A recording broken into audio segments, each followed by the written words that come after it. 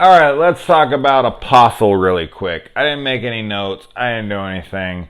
I just watched this movie and holy shit. Okay, so this is one I was extremely excited for because I love The Raid 1 and 2 like most people. They're fantastic. Let's not even debate about that. If you disagree, you're fucking wrong. Okay, you're just fucking wrong. I'm sorry. There's some movies where I apologize, but fucking no way. The Raid 2, Raid 1, no. No. Okay? They're fantastic. Anyways, alright. So I was really excited about this. It was Gareth Evans coming in and doing a, English film, speaking English for once. This is exciting. And he did it with Netflix, so I know that they give them full creative license to do whatever the fuck they want, that he was going to be able to make the film he wanted.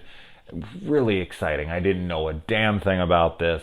I watched the trailer, but I only paid attention to some of it because I didn't want it ruined for me. Saw that Dan Stevens was in it. Big fan of him from The Guest and such.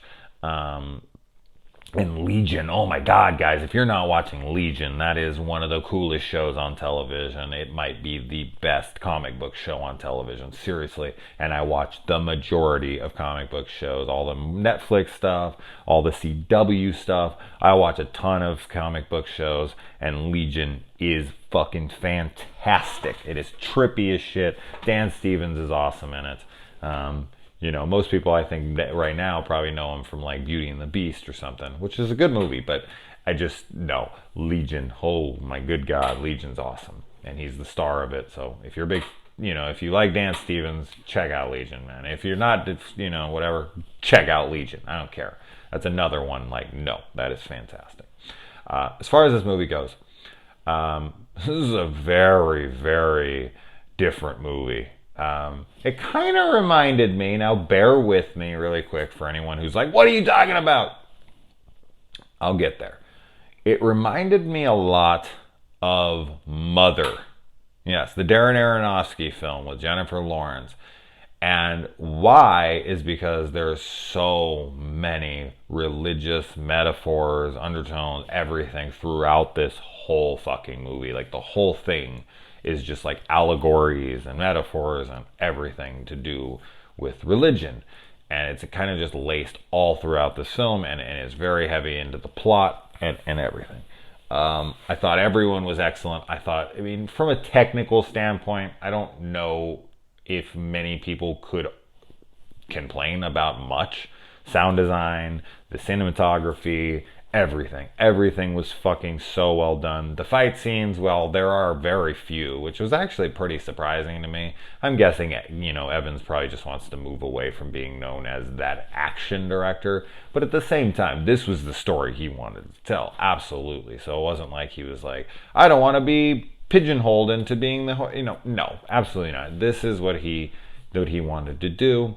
I guess coming off of The Raid 2 or something and all the other films, I just thought when I saw a fight sequence in a trailer, I was like, okay, we're going to get some pretty badass fight sequences in this. And while we do, they're very short-lived. They're really cool. They're really well done, but they are short-lived. I can understand being disappointed in this film in a way.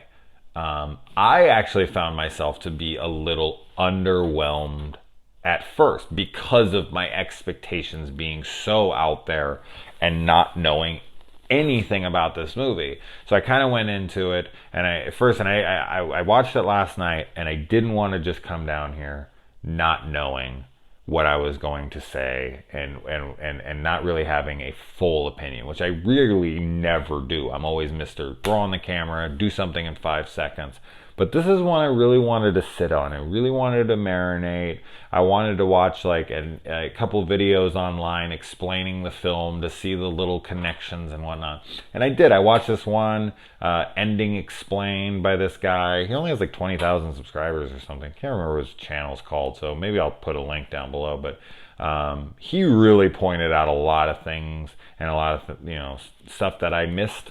And I was like, oh, okay, all right. Now, this is absolutely a film that needs to be watched multiple times to fully understand it and fully get it. And that explanation video helped me greatly. I'm not a religious person. I don't know much about, scripture or the Bible or any of that stuff.